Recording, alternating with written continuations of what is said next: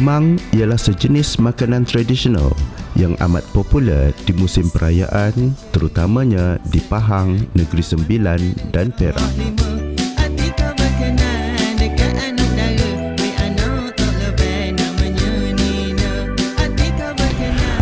Lemang yang terbaik ialah lemang yang bersih, cantik masaknya, padat dan sedap.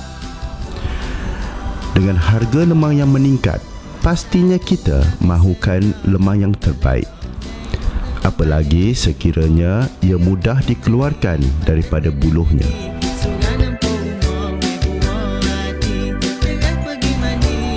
Jadi, bagaimana caranya membuat lemang tradisional yang terbaik?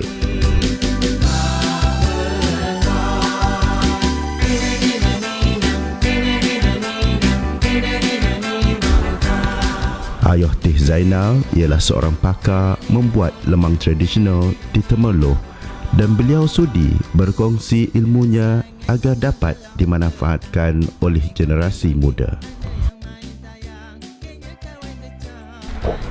Beliau, isterinya Mak Teh Normah dan anaknya Ikhwan sedang mengajar dua orang cucu saudaranya, Emir dan Maman, yang datang dari Kuala Lumpur dan Kuantan, cara membuat sejenis lemang tradisional Pahang yang sangat istimewa.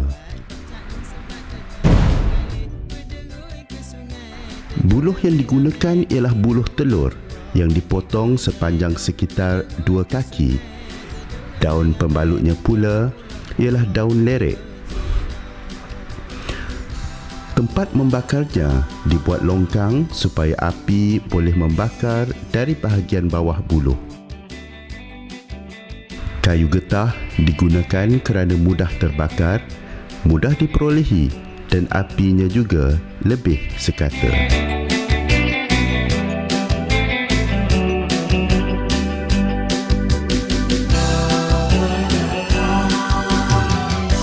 Beras pulut perlu dibasuh beberapa kali sehingga airnya jernih. Santannya juga perlu dipastikan segar dan disediakan dengan cara yang bersih supaya lemang tidak cepat basi. Proses dimulakan dengan membersihkan bahagian luar buluh untuk membuang sebarang kotoran dan miang pada buluh. Bahagian dalam buluh juga dibersihkan dengan cermat dan dibilas beberapa kali. Dengan cara ini, insya-Allah kita boleh yakin lemang kita nanti cukup bersih untuk dimakan dengan selamat. Setelah semua buluh dibersihkan, ia dihantar kepada isteri Ayah Teh, Mak Teh Normah untuk peringkat seterusnya. Daun lerek yang sudah dibersihkan dilap kering sebelum dimasukkan ke dalam buluh. Daun lerek dipilih dan disesuaikan dengan saiz buluh. Bahagian hujung daun dilipat dan bahagian tangkai dibiarkan terjulur keluar. Sementara anak Ayah Teh, Ikhwan dan cucu-cucu saudaranya meneruskan kerja menyediakan buluh, Mak Teh beralih menyediakan adunan beras pula. Garam, santan dan air ditambah ke beras dan digaul rata. Lebih banyak santan, lebih lemaklah rasa lemangnya nanti. Kemudian campuran beras dan santan tadi dimasukkan sedikit-sedikit ke dalam buluh sehingga keparas lebih kurang 2 inci dari mulut buluh.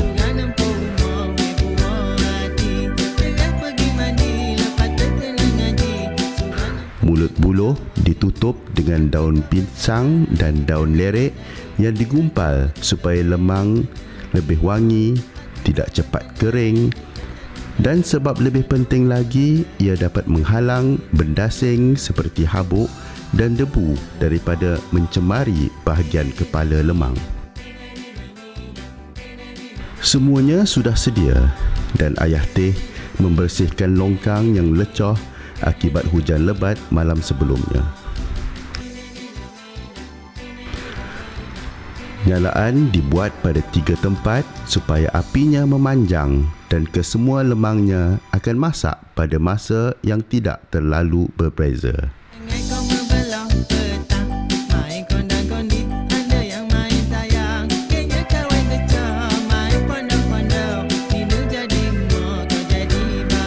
Apabila api sudah cukup besar, batang lemang pun mula disusun dengan cermat. Mengikut anggarannya, lemang-lemang tersebut akan masak dalam jangka waktu antara 1 jam 45 minit hingga 2 jam 15 minit. Lemang yang kecil akan masak lebih cepat daripada yang besar.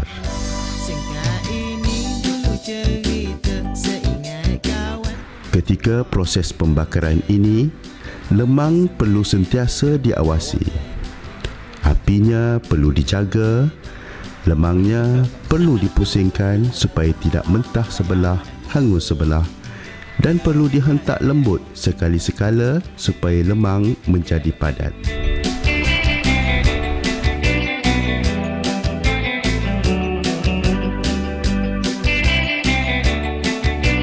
Selepas 1 jam setengah, lemang mula diperiksa satu persatu dan susunannya ditukar. Lemang yang sudah hampir masak dipindahkan ke bahagian tepi yang apinya kurang besar dan yang masih basah diletakkan di bahagian api besar.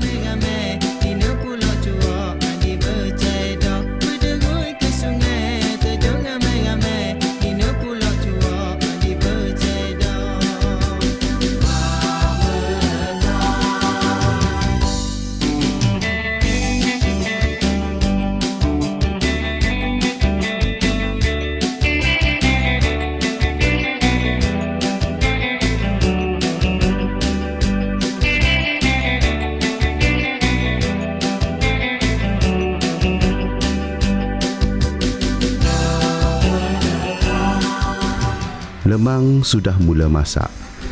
Ayah Teh, anaknya Ikhwan dan cucu-cucu saudaranya Emil dan Maman semakin kerap memeriksa keadaan lemang.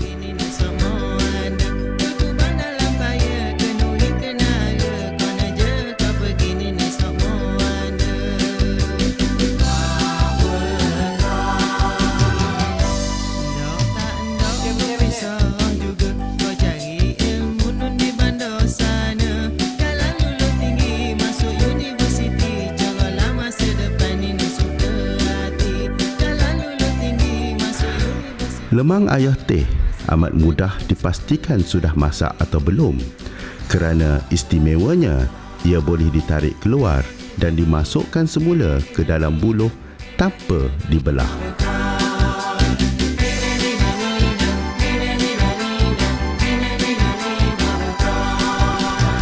Apabila sudah masak, bahagian atas atau kepala lemang tidak berair dan kelihatan berminyak.